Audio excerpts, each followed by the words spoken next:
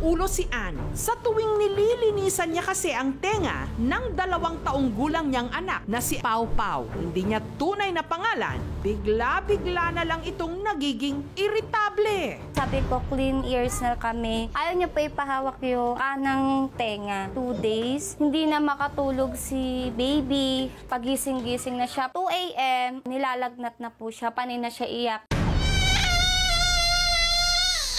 Hanggang sinilip ni Ann ang loob ng tenga. Bakit parang may something? Hindi nga po ako nakampante. Inulit-ulit ko yung camera. Ilang beses din po ako nakapag-fix.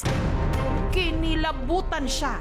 May nakita siyang maliit na insektong may mga galamay na gumagapang-gapang sa loob ng tenga ng kanyang anak. Parang may mga paa. Mga garapata? Nataranta na din po ako, hindi ko alam yung gagawin ko kay baby. Hala! Garapata! Nakapasok sa tenga ng bata? Naku po! Paano naman ito nangyari? Si Ann kumuha ng panlinis ng tenga at sinubukang tanggalin ang nagsusumiksik na garapata. Hindi lang isa, kundi 2 buhay na garapata. Maliliit pa lang. Hindi raw ito ang unang beses na napansin ni Ann na may insektong gumagapang sa kanyang anak. That time na nangangati si baby, sabi po nung husband ko, baka daw puno na po daw yung diaper. Hindi po siya magpakali kasi kamot siya ng kamot. May nakita po isang garapata sa may maselang parte ng katawan niya. Pati si Ann, minsan na rin daw ginapangan ng garapata sa tenga. May nakuha pong isa, pero sa labas lang naman. Dito lang naman po. Sa makakapa ko naman po siya. Pero yun yung gumagapang. Hanggang napansin din nilang may kumalat na ring garapata sa kanilang mga dingding.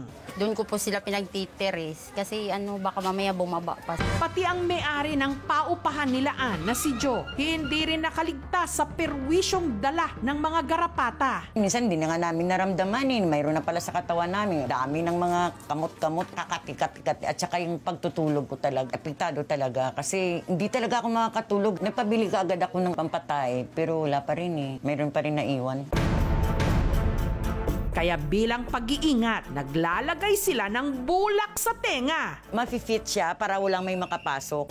Pero saan nga ba nanggaling ang mga garapata na pumipeste sa kanila? Pero yun yung gumagapang. Yung pinanggalingan po talaga ng garapata is yung asa-aso po ng kapitbahay namin. Ang asong tinutukoy ni Ann, ang alagang aspin ni Tatay Hill. Magkadikit lang po kasi yung pintuan namin tsaka sa pinto nila. So baba ng hagdan po nila nakatali yung dog sa tabi lang po ng pinto namin. Kutob ni Ann, ginapangan sila ng garapata nung minsang naglatag at natulog sila sa sala malapit sa pintuan kung saan nakatali ang aso. July po, nakitaan na po namin ng garapata dito. Pero hindi pa po namin siya nakikitang gumagapang dito. Sa mga pader pa lang. Nung pagsimula na nagkaroon ng garapata, yung aso na yan, sinaraw-araw na namin pinapaliguan. Kuminsan nga, ako mismo nagtatanggal doon sa mga garapata na nakaano sa katawan niya. Para makaiwas sa perwisyo at reklamo, si Tatay Hill inilipat na ang kanyang aso sa likod bahay. Paglipat na namin, dumami ng lalo ang garapata rito. Ang ginagawa namin, papakulo kami ng tubig, binubuhusan namin ng tubig para mawala dyan sa dingding. Ang una ko pong ginawa is, inesprayan po, wala din effect. Ang ginawa ko po, isa-isa ko po siya ng cotton buds kunin, tapos nilalagay po siya sa isang lagayan na may oil, kasi hindi po talaga sila namamatay. Yung garapata is ectoparasite. Happens na ang aso ay isa nilang host. Nakaka-produce sila ng 5,000 egg in dose cycle. Gagamit kayo ng tweezer talaga. Huwag yung bare hand. Tapos ilagay mo siya sa bote na may alcohol. Cleanliness talaga kailangan para maiwasan natin. Ang hiling naman ni Tatay Hill, Paggamot talaga rin ng aso na yan para wala na yung problema. Mahalaga po talaga sa amin. Parang siya na rin ang bantay sa mga manok namin na nandyan.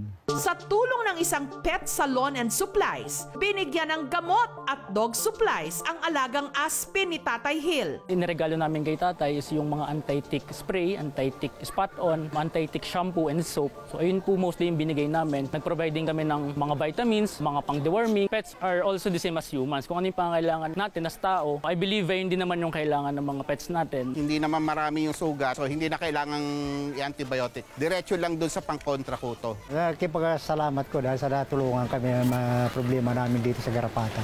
Nagsagawa na rin ng clean-up drive ang barangay at pest control service sa kanilang lugar. Pag nasa loob na ng bahay, ang garapata, like sa mga unan, ipagpag po ito, labhan po, tapos ibilad po sa araw kasi ang garapata is takot sa araw yan. Samantala, para makasiguro na wala nang naiwang garapata sa tenga ng kanyang anak, sinamahan sila ng aming team sa kanilang follow-up check-up. Check natin both ears. Luckily, namatay na yung garapata. Which is tama naman yung ginawa ni Mami. Ang first aid lagi, anytime na may papasok na insect sa tenga is use baby oil. Nothing else. May mga parang maliliit na eggs pa tayong nakita. Kaya finlush natin siya ng water. Ngayon, maganda na yung tenga ni baby. Sa mga nanay dyan, makinig po at siguraduhin laging i-check ang tenga ng inyong mga anak. Sa mga nag-aalaga naman po ng aso, maging responsable. Ipagamot ang inyong mga alaga kung ang mga ito'y may garapata. May gamot o solusyon ang mga problema.